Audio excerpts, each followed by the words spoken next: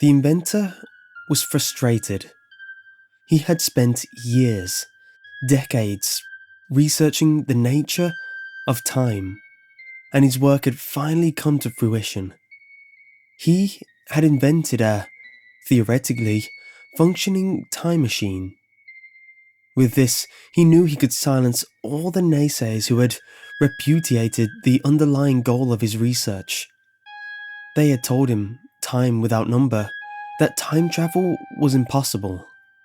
Otherwise, one could create a paradox by, say, going back in time and killing one's grandfather before he had any children, in which case the time traveller would never even exist, and so wouldn't travel back in time to kill his grandfather, thus ensuring the grandfather's procreation, and the time traveller's eventual existence, enabling the latter to go back in time and kill. Fa!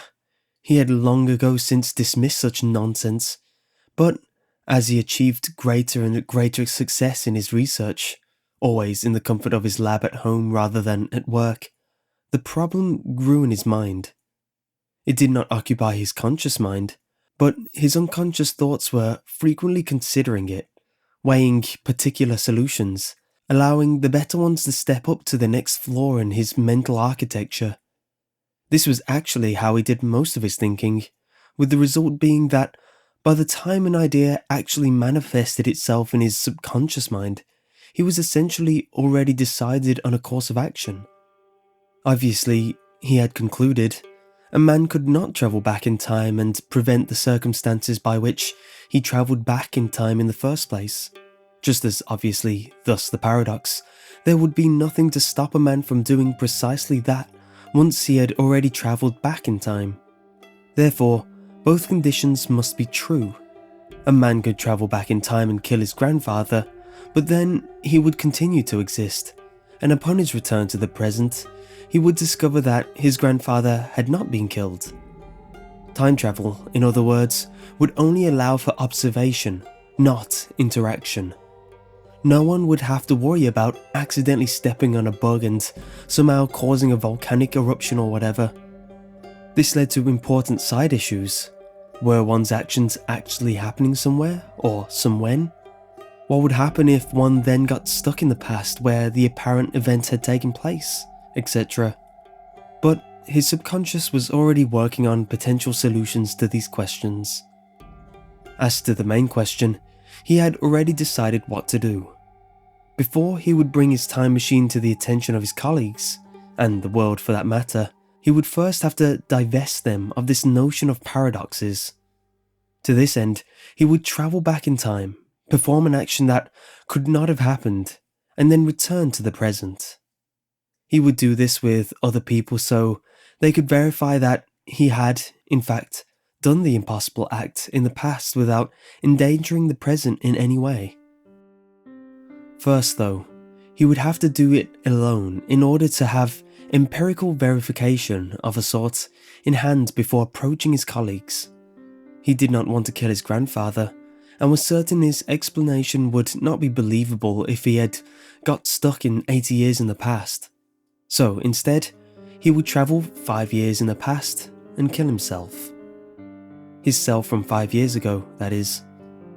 If, per impossible, he got stuck there, he was pretty sure that his presence would prevent any murder accusation from getting off the ground, the alleged victim being alive and well.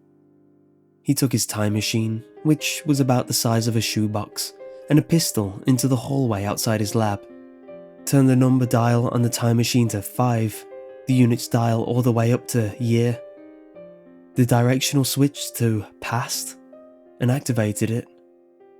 Not much changed, but he hadn't expected it to. He had always relished continuity, which made it a little unusual that he, of all people, would invent a time machine, and so his furnishings had remained almost entirely unchanged over the 30 plus years he'd been living in this place. He expected to find himself at work in his lab, and so walked over to it. The door was open a crack, and he was able to look in and see that, yes, he was indeed sitting at the desk, looking at something. He raised the pistol, pushed the door open, and before his old self could react to the sound of the creaky hinges, he shot himself in the head. His old self. He paused for a moment to see if he noticed any differences. Did he have any new memories? Did he exist? Would one notice if he stopped existing? At this last thought, he chuckled, stepped into the room, and then pushed the return button on the time machine. Apart from the disappearance of his body, his old body, and the door closing most of the way behind him, nothing changed. After pausing again to see if he had noticed any differences, he didn't. He went over to his desk to record the results of his experiment. He looked at the time machine and called up the exact coordinates it had recorded and begun writing them down. But something was wrong. The coordinates were not what they should have been, not even close. As he finished writing them down, he looked back at the time machine to see what the problem was. The first thing he noticed was that, although he had pushed the directional switch down for past, the switch was sticky and hadn't clicked over. The second thing he noticed was that, while he had turned the category dial all the way up to year, he accidentally pushed it too far, and since the dial had no stopper, it reset to the smallest unit. He hadn't travelled 5 years into the past. He had travelled 5 minutes into the future. And behind him, the door hinges creaked.